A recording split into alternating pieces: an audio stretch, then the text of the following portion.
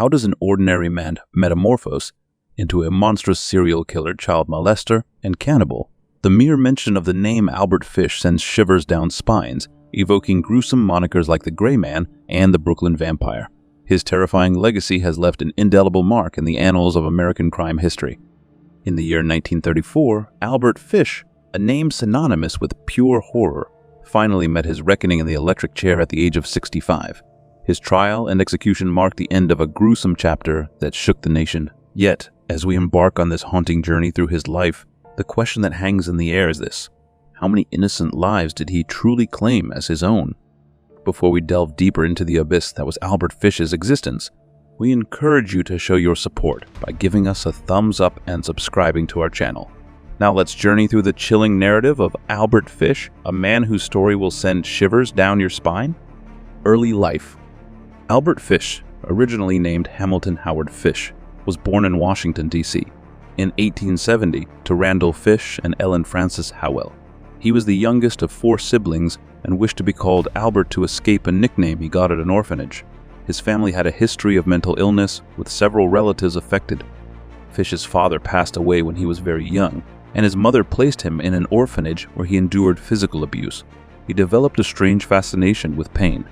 Later, he started a relationship with a telegraph boy who introduced him to unusual practices involving urine and feces. Throughout his life, he wrote explicit letters to women he found in classified ads. In summary, Albert Fish's early life was marked by a troubled family history and disturbing experiences in an orphanage, which influenced his later disturbing behaviors.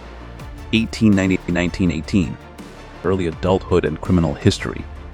In 1890, at the age of 20, Albert Fish relocated to New York City, where he became involved in male prostitution and began a horrifying pattern of molesting and raping young boys, often under the age of 6.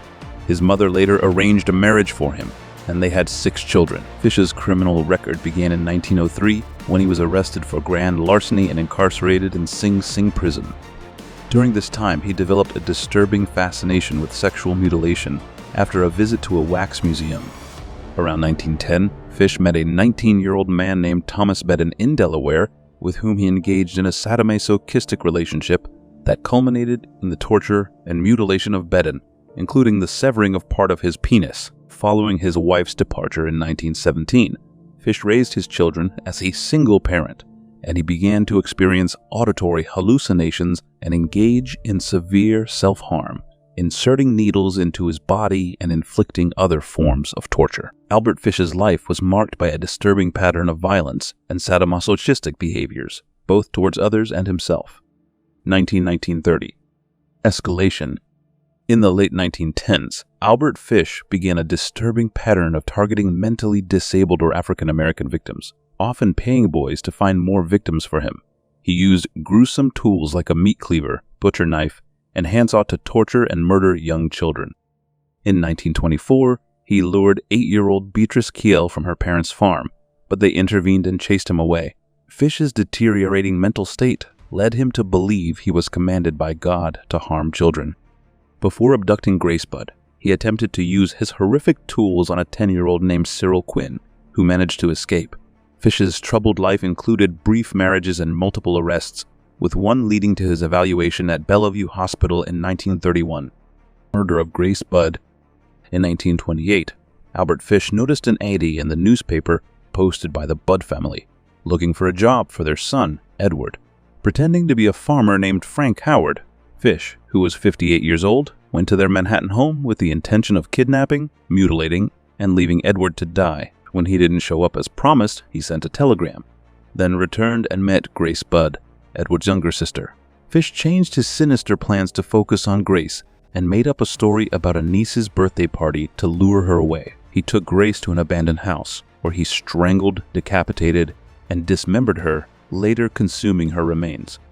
The police initially arrested another man, Charles Edward Pope, based on suspicions, but he was eventually found not guilty. A letter to the mother of Grace Budd. From November 1934, an anonymous letter was sent to Grace Budd's parents, leading the police to Albert Fish. The letter was read to Grace's illiterate mother. The letter told a horrifying story of a man named Captain John Davis in 1894, who went to Hong Kong during a famine. There, Children under 12 were sold to butchers to prevent starvation. The letter detailed how Davis returned to New York, where he kidnapped 2 boys and subjected them to unspeakable torture, ultimately consuming their flesh. It also recounted an encounter with Grace, luring her to an empty house, where he murdered her, dismembered her, and ate her remains. Police found the part of the letter about Grace's murder to be true, though it was challenging to confirm if Fish had actually eaten her. Capture. The letter had an emblem with the letters EIPCBA, representing the New York Private Chauffeurs Benevolent Association. A janitor from that company took some stationery, left it at his former rooming house on East 52nd Street, and mentioned that Fish had recently checked out from there. The landlady said that Fish's son sent him money and asked her to hold his next check. Detective William King, the lead investigator, waited for Fish to return and then brought him in for questioning. Fish did not deny the murder of Grace Budd and admitted he had intended to kill her brother, Edward. He initially claimed he had no intention to rape Grace, but later mentioned having 2 involuntary ejaculations while strangling her. This detail was used during the trial to establish a sexual motive for the kidnapping, avoiding explicit references to cannibalism. Additional crimes discovered after Fish's arrest. Francis McDonald. On July 14, 1924, 9-year-old Francis McDonald disappeared after playing with friends in Staten Island. His body was later found hanging from a tree in a nearby wooded area. An autopsy revealed he had been sexually assaulted and strangled with his suspenders. McDonald had also suffered severe wounds to his legs and abdomen. Fish refused to admit responsibility, but later mentioned he had planned to castrate the boy before fleeing. Witnesses described an elderly man with a gray mustache, leading to the mysterious figure being called the Gray Man. The murder remained unsolved until the case of Grace Budd.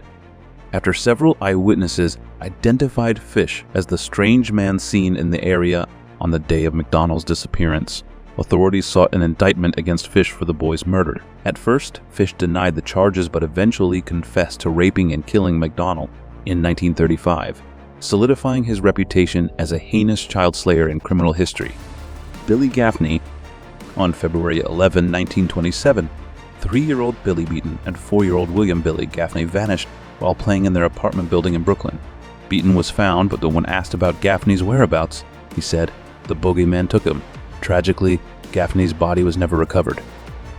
Initially, another serial killer, Peter Kudzinowski, was a suspect in Gaffney's murder. However, Joseph Meehan, a trolley motorman, recognized Albert Fish in a newspaper and identified him as the man he had seen on the trolley with a distraught child who matched Gaffney's description. Detectives learned that Fish was working as a house painter near the area where Gaffney disappeared in February 1927. When Gaffney's mother visited Fish in prison, he refused to speak with her. Still, he later confessed in a letter to his attorney that he had taken Gaffney to an isolated house, where he brutally tortured and murdered the child. Fish described in gruesome detail how he disposed of the remains and even admitted to cannibalism. In summary, Fish abducted and horrifically murdered young Gaffney, providing a chilling account of his unspeakable acts in his letter to his attorney. Trial and execution. Albert Fish's trial for the murder of Grace Budd took place in 1935. He claimed insanity, citing his religious obsessions and belief in atonement through child sacrifice. Psychiatric experts and rebuttal witnesses debated his sanity, but the jury ultimately found him sane and guilty.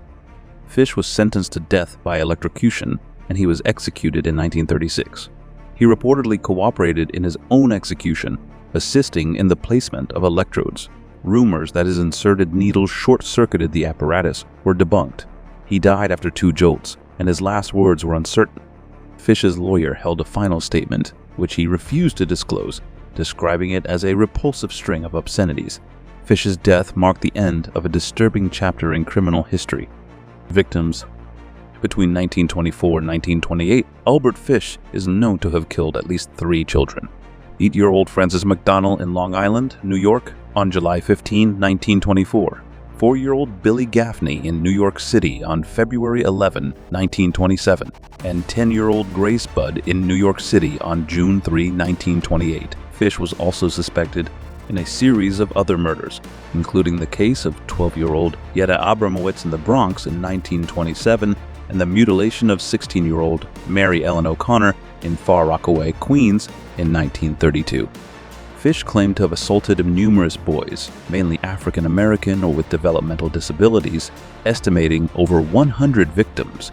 He targeted them, believing the police would not thoroughly investigate crimes against these children. Additionally, he asserted that he had committed murders in each of the 23 states where he had resided, including victims like Thomas Bedden in 1910, Emma Richardson in 1926, Emil Alling in 1930, Robin Jane Lelou in 1931, and Benjamin Collings in 1932. References: Albert Fish, notorious serial killer, committed gruesome and heinous crimes between 1924 and 1930. He claimed to have assaulted numerous boys and even confessed to murders in various states, displaying a disturbing pattern of sadism, pedophilia, and cannibalism. Ultimately, Fish was sentenced to death and executed in the electric chair at Sing Sing prison in 1936. His chilling crimes have left a lasting legacy of horror in the annals of criminal history. Various sources and books have documented the shocking details of his life and crimes, shedding light on the disturbing psyche of a true monster. Albert Fish's reign of terror came to an end with his execution, but questions linger about the full extent of his gruesome crimes. How many more victims were there, and in how many states did he leave a trail of horror? The true scale of his depravity may never be known. Fish's case continues to haunt us, serving as a chilling reminder of the darkest corners of the human psyche. What compels individuals to commit such heinous acts, and how can society prevent such horrors from happening again? Thank you for watching. If you enjoyed this video, please like, share, and subscribe to our channel. Your support means a lot to us, and it helps us create more great content. See you in the next video.